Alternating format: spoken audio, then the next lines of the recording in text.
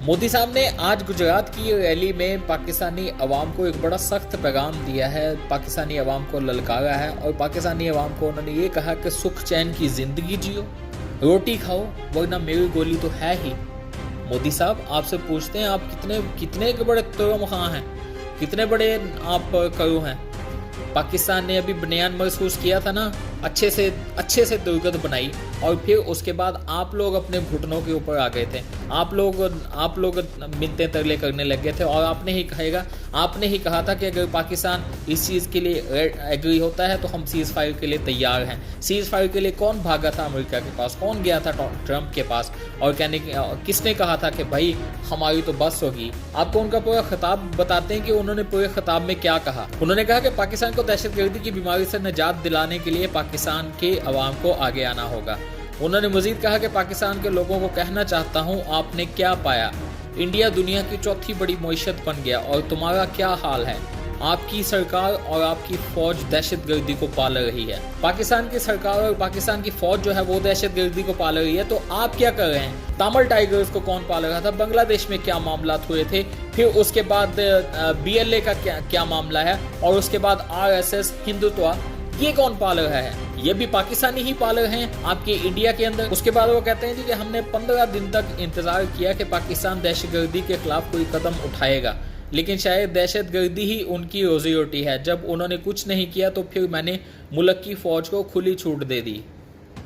अब कोई गंदे अल्फाज इस्तेमाल करने को दिल कर रहा है, वाकई ही कोई गलत अल्फाज इस्तेमाल करने को दिल कर रहा है। पाकिस्तान के वज़ीर-ए-आज़म शहबाज शरीफ ने जब कहा था कि एक इंडिपेंडेंट इन्वेस्टिगेशन करवा लें, पाकिस्तान अमन का ख़्वाह है और पाकिस्तान ये चाहता है कि कोई भी किसी किस्म की लड़ाई आगे ना बढ़े, कोई भी किसी किस्म की जंग ना हो, क्योंकि जंग में एंड ऑफ डे जो होता है वो जानी ही नुकसान होता है, आम इंसान का नुकसान होता है। आप जैसे पॉलिटिशियंस जो होते हैं वो तो जंग के नाम पर लोगों को मुल्क के नाम पर या फिर धर्म के नाम के ऊपर इमोशनल ब्लैकमेल करके अगली सीट पक्की कर लेते हैं। सफ़र तो नीचे तबके के लोग होते हैं। उसके बाद उन्होंने कहा कि इंडिया के टारगेट पर दहशतगर्दों के हेडक्वार्टर थे। हमने दुनिया को दिखाया कि हम दहशतगर्दी के अड्डों ठिकानों को यहाँ बैठे बैठे मिट्टी में मिला सकते हैं।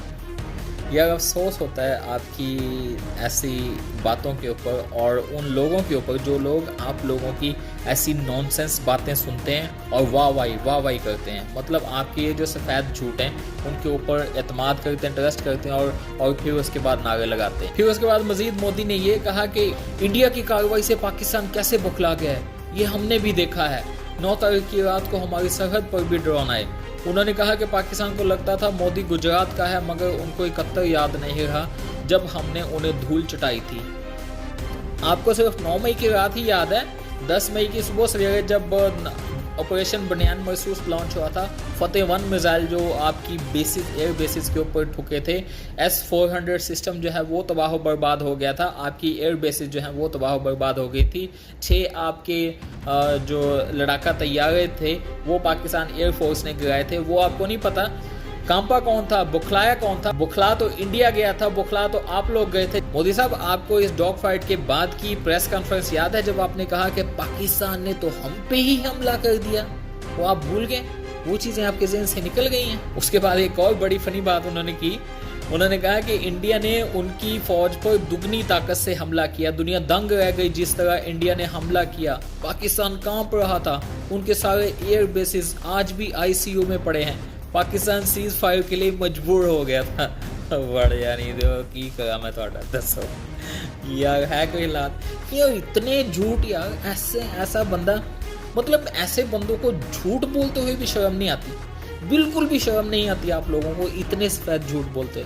ये थी आपकी दुगनी ताकत के हमारे जो बच्चे हैं, हमारे जो नॉर्मल बंदे हैं, आपके ड्रोन्स को उठा के वो गली मोहल्लों में घूम रहे थे। उसके बाद वो दावा करते हैं कि पाकिस्तान ने कुछ ही घंटों में सफ़ेद झंडा लगा दिया था। अरे भाई, कहाँ पे पाकिस्तान ने सफ़ेद झंडा लगा दिया था? पाकिस्तानी अवाम तो इतनी पैशनेट है जंग के लिए कि उन्होंने अपने फौजियों के साथ मिलकर ये जंग लड़ी। अगर आप कुछ सोशल मीडिया के विजुअल्स देखें, कुछ वीडियोस देखें, तो आपको पता चलेगा कि पाकिस्तानी अवाम जो है वो उनके साथ खड़े हुए थे। कुछ लोगों ने तो अपने हाथों से गोले भी चलाए हैं। ये मामलात हैं। तो इन लोगों ने झंडे लहराने हैं मोदी साहब। और ये बंदा भूल गया कि अमेरिकी सदर डोनाल्ड ट्रंप ने मीडिएटर बन के सीज़ फायर करवाया था और सीज़ फायर के लिए ये रगड़े खा रहे थे। और पाकिस्तान ने झंडा लहरा दिया कि भाई बस करो जी, बस करो, हम नहीं जंग कर सकते हैं।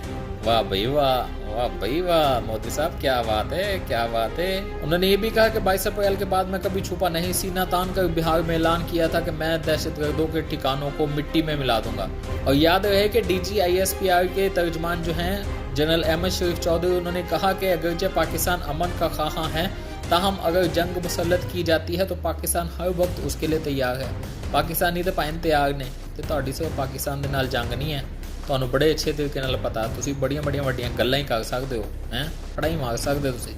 उसके बाद उन्होंने बात करते हुए कहा कि इंडिया जिस तरह से घुमंड का शिकार है और जिस बयाने को फ़रोग दे रहा है तो तनाज़ा तो मौजूद है जिसमें चिंगारी किसी भी वक्त डाली जा सकती है। ये मामला थे कि ये मोदी साहब का आज खिताब था, ये मोदी साहब का आज बयान था।